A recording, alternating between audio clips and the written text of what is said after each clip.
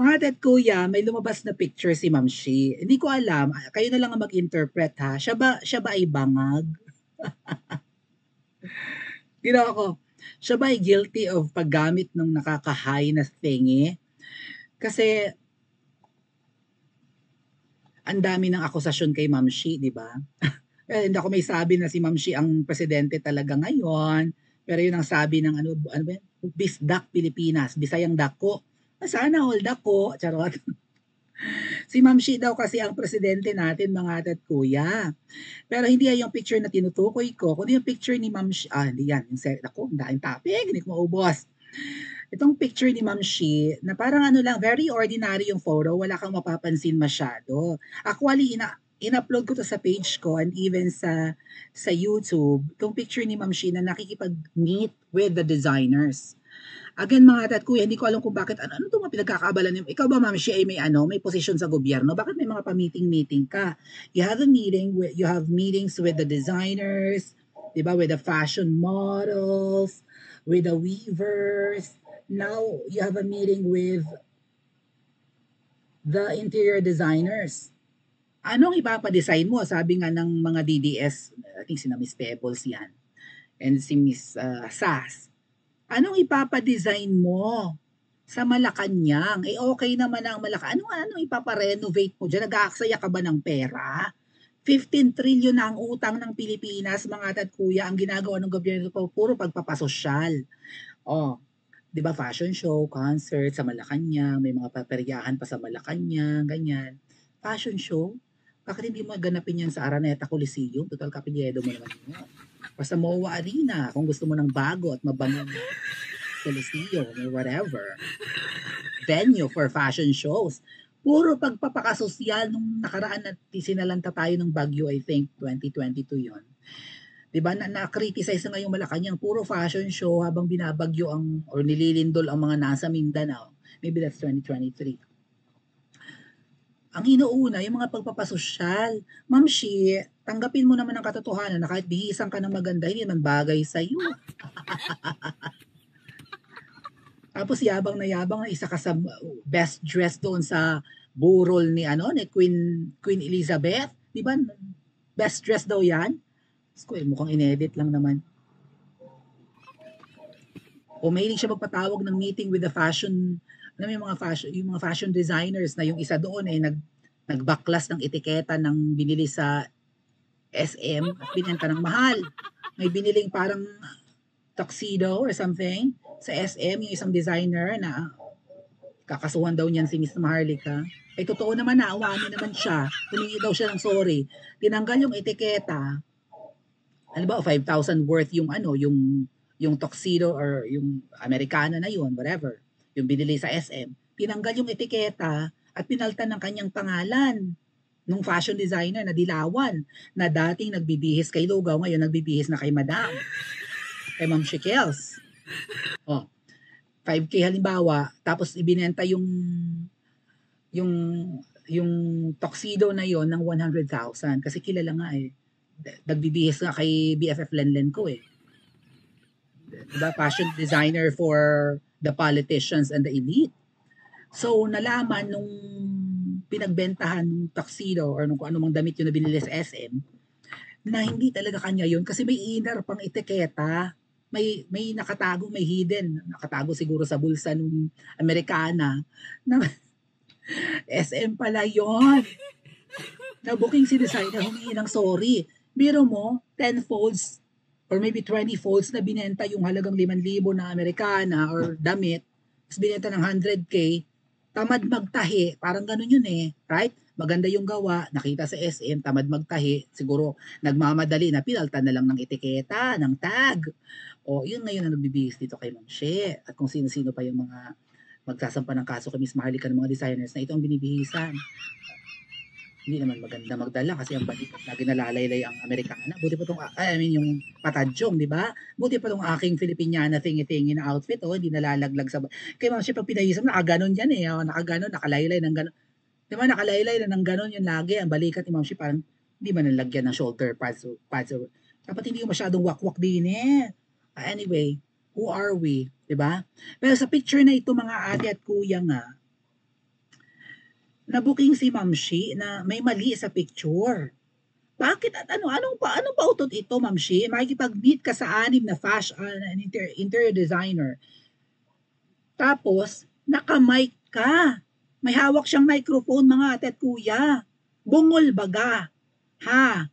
Bungol ang iyong kami. Kaharap mo na eh. Bakit ka naka-microphone? Ano ito? For photo op lang? Hay baga si Ma'am Shi. Nagamit ka ng microphone. Rinig mo ng halos maabot na ng kamay mo ang ka-meeting mo. Nagamit ka ng microphone. Tinawag ko kayo. Ano ba?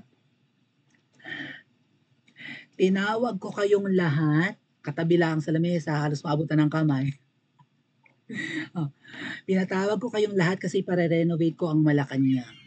Or maybe may bago kaming mga na-acquire na real estate. Oo, kailangan maganda ang design kasi syempre mga bisita namin doon, mga socialites, no? I-design nyo ng maganda. At kailangan ng microphone. Boses ipis na bagang talaga. Ako nga, oh. Late ang boses ko dahil ako yung mamaos, din naman ako gumagamit ng microphone. Nasa isang lamesa kayo, di microphone. Ma'am Shi, anong tinira mo? Charot lang, nagtatanong lang. Ano baga ang pinapak mo? Na from Goldilocks with F. Iba pa po yung si Abel Don Polobe. Iba pa si Abel, iba pa yung isang designer na ang pangalan ay nagsisimula sa letter P. Basta P ang trimula na pangalan. So, ayan si Madam, nagpatawag ng meeting, may hawak na microphone, ngiting-ngiti. Ano ba yun? Ano ang goal mo dito? Maging professional or formal ang dating kapag nagpapatawag ng meeting? Ayan, halos maduraan mo na nga, ayan, halos matalsikan mo na nga ng laway yung mga mga interior designers na yan. Tapos may microphone, hello, kumusta ka? Oh my God! Kumusta ka naman? Ano ang suggestion mo? Contemporary? Baroque?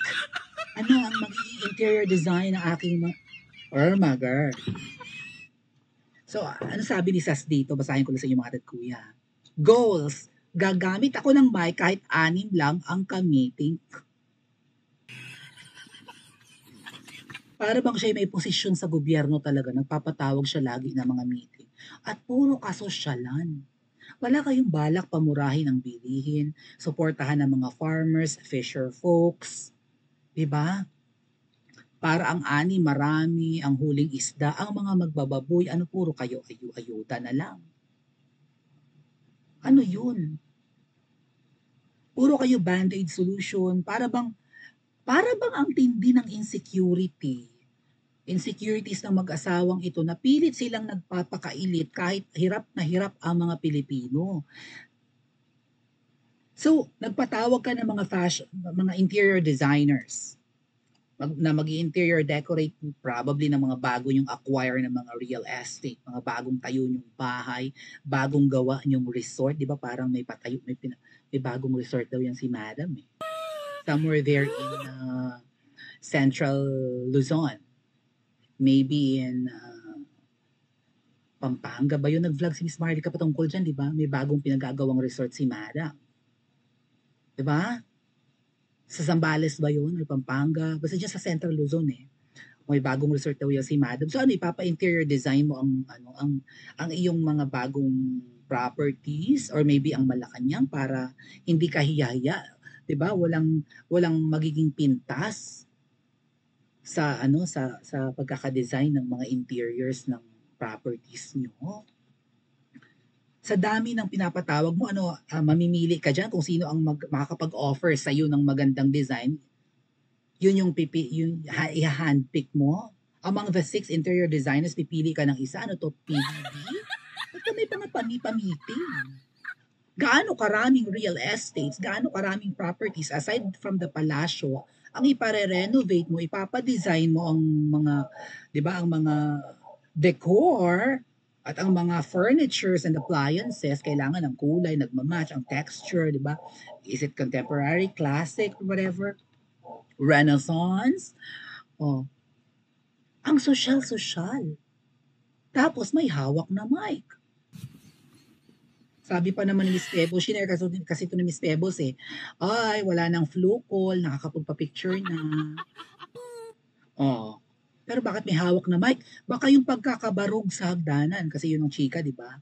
Nabarog sa hagdanan, nagka-flu call. Nakaapekto sa sa thinking. Judgmental ka, hindi yan meeting, videoke sila. Ikaw naman pala sas, judgmental ka eh. Magugurgur kang talaga niyan. Magugurgur ka sas. Magbibidyoke lang naman pala. Kumakanta pala ng bituing walang ningning. Oh. Ako'y bituing walang ningning, kung kapalit nito'y walang pagpapagod.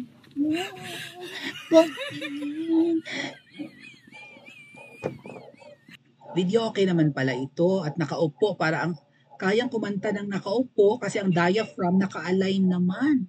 Kasi pag kumakanta, hanggat maaari huwag ka umupo, tumayo ka para yung hugot ng boses mo, bonggang-bongga kasi nakaupo ka, lalo nakaslouch ka pang ganyan eh. Good luck talaga sa singing career mo. Hindi naman tayo professional singers para pa upo-upo. Well, anyway, umuupo naman. Very busy ang office ng sino kaya ang next na gugurgurin. Gurgur ka mga dad kuya. Bingi siguro yung mga katabi. Ay, mga bungol pala yung mga interior designers. Mga bungol naman. Ano kaya ang score niya sa pag-videoke niya? Oh. Hindi meeting yan, videoke yan. Wala lang sa picture yung wine. May pa-wine pa talaga. Mga tat kuya, pag ako umiinom ng wine at mag-video ko, mamamalat-malat ako. Sign language na lang kaya, kahit deaf mute mga ka-meeting. May nag-jot down din. Oh my God! Sa picture pa lang yan, may nagsusulat ng mga sinasabi ni Madam. May nagsusulat. Ate Mary, thank you so much. Ate Marian, thank you. Marian ba yun? Hindi ako sure. May nagda-jot down ng sinasabi ni Ano for the photo op lang, mga tat kuya? Para lang magandang tingnan. Para lang for professional looking. Or maybe kunwari may meeting para mapagtakpan yung issue ng flu cool. Right? Oh, busy ako, may pinagkakabalaan ako, wala akong flu cool. Baka yun ang goal eh. And then hitting multiple birds in one stone. Kailangan ko ng meeting with the fashion designers kasi with the interior designers kasi marami akong real estates ngayon. Kailangan maganda ang decor ng loob ng bahay. Talagang maiinggit ang aking mga bashers. Itong palasyo, lumang-luma na ang mga interior decor, interior design, kailangan nang i-renovate. 15 trillion ang utang, inuuna yung mga pagpapasosyal. Tapos parang wala pa sa huwisyo, may microphone. What is the going on? Diba? So, totoo kayo yung mga nilalabas ni Miss Maharlika ng mga pulburon tingi. Kasi from this photo, kayo na mag-isip, bingi baga ang kausap. O para lang tumagpaganda points. Ba't may hawak na mic? Bingi ang kausap. Para lumabas na professional or para makapagpakita sa taong bayan na wala akong flu call, kaya may mga meeting ako, wala akong bendahe or whatever. Hindi ako nalaglag sa hagdanan. Pa-comment nga po sa comment section at mag-like and subscribe din po kayo.